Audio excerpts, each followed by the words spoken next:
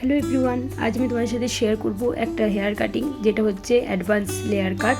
এবং আমার চুলটা অনেকটা লম্বা হয়ে গেছে হেয়ার কাটিংয়ের পর, তারপর আমি নিজেই বাড়িতে কাটছি।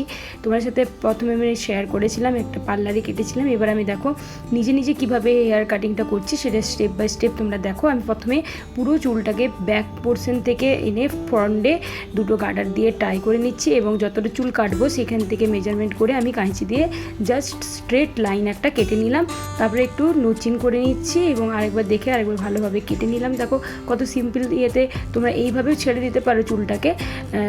আমি এইভাবে ছেড়ে নিয়ে আরেকটু ভালোভাবে লেয়ারটা দেওয়ার জন্য তোমরা দেখো আমি কানের পাশের দু সাইড থেকে চুলটা ভাগ করে নিয়ে ক্রাউন এরিয়ার থেকে মানে ভাগ করে নিয়ে সামনের দিকে এনে পিছন দিকে লম্বা চুলটাকে ছেড়ে দিচ্ছি, এবং সামনের দিকে কিছুটা চুল নিয়ে আমি আরেকটা কাটিং দেবো যেন আমার স্টেপভাবে লেয়ারটা আসে এবং দেখতে খুব সুন্দর লাগে। আমি চুলটাকে ভালোভাবে এঁটে নিলাম আবার সামনের দিকে, তারপর কিছুই না, তারপর ভালোভাবে চিরুনি দিয়ে একবার ভালোভাবে আঁচিয়ে নিয়ে তারপর হাত দিয়ে আঙুল দিয়ে ভালোভাবে এটাকে আমি লক করে আবার কাঁচি দিয়ে কেটে নিচ্ছি খুবই সিম্পল ওয়েতে।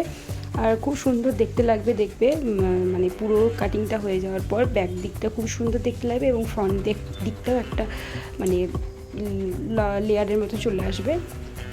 তো দেখো তোমার সাথে সেটাই শেয়ার করছি, আশা করছি তোমাদের ভালো লাগবে। এবার দেখো চুলটা পুরো কাটা হয়ে গেছে, তারপর সামনের দিকটা দেখো এইভাবে কাটা হয়েছে, লেয়ারটা খুব সুন্দর বোঝাচ্ছে।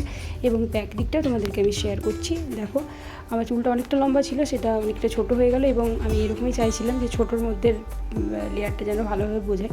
তো তোমরা চাইলে বড়োর মধ্যেও লেয়ারটা কাটতে পারো।